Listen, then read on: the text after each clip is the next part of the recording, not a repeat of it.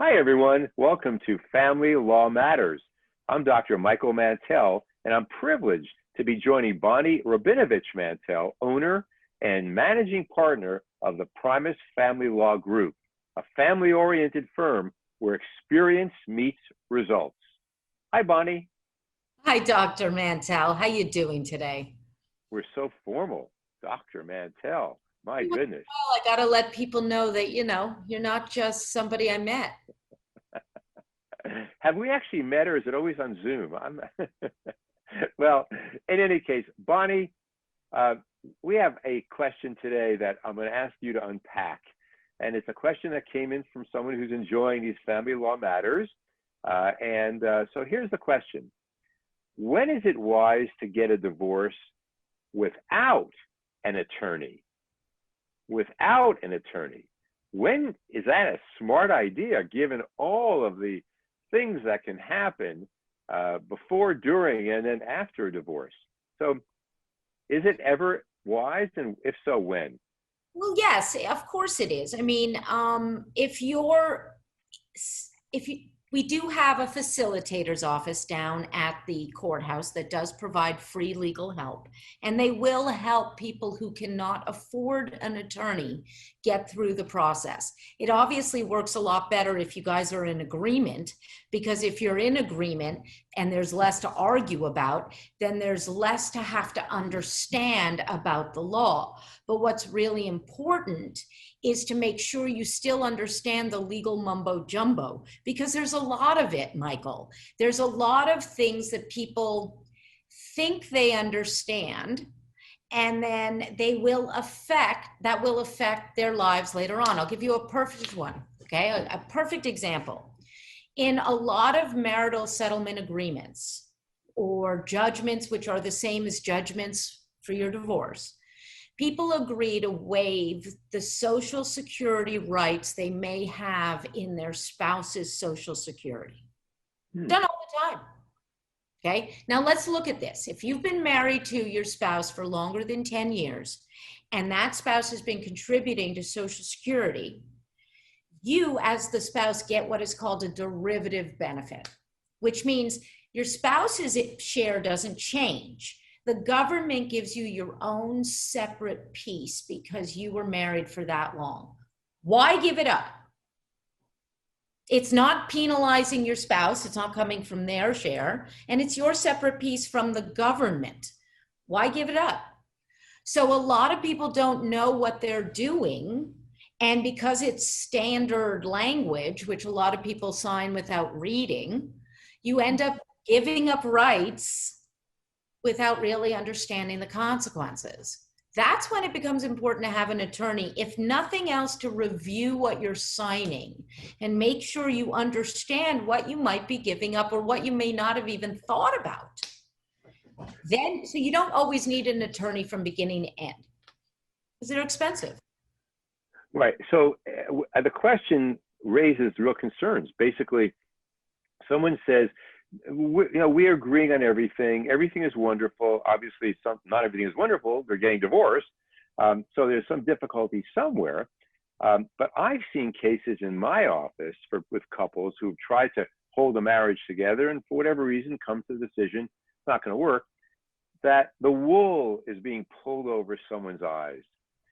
And like you say, you need the protection. So maybe you're suggesting that there are times when you may not need an attorney to go to court and fight every issue, but at least have a consultation with an attorney. Absolutely. That's why I said to you, you may not need an attorney for the whole process, but at least to review an agreement, make sure you understand what you're doing. Like I've said many times, there are documents you must exchange before you can come to an agreement. Agreements can because people were not transparent.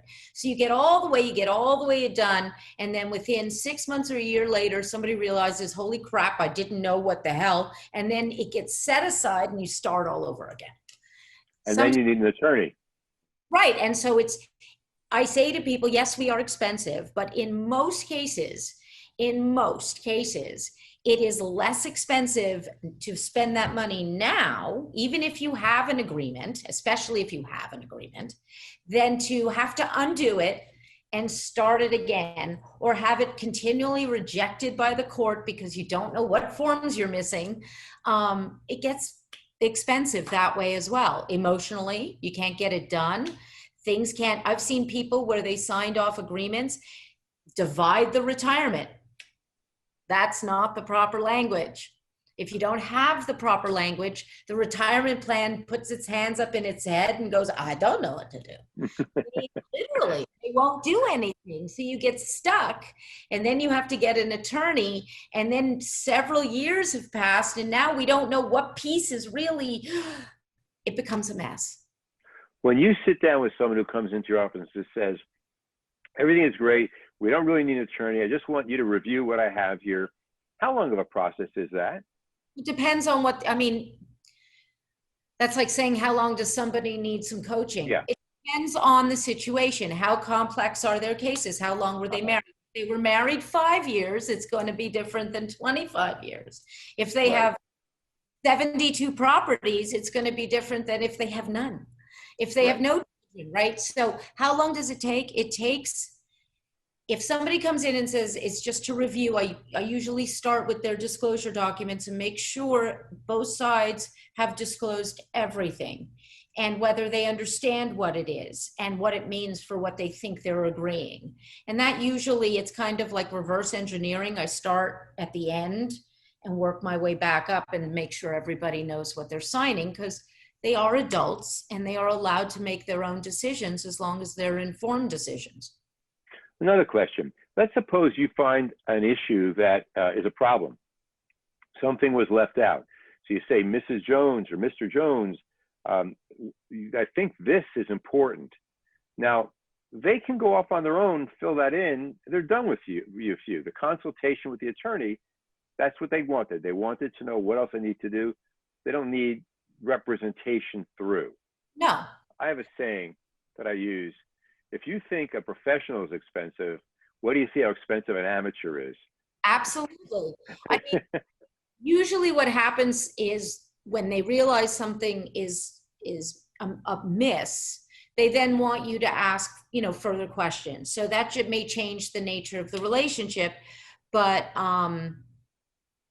I try to let people know that, it's not about just trying to get their retainer. It's about trying to give them enough of the information so that they can, again, make an informed decision as to how they want to proceed.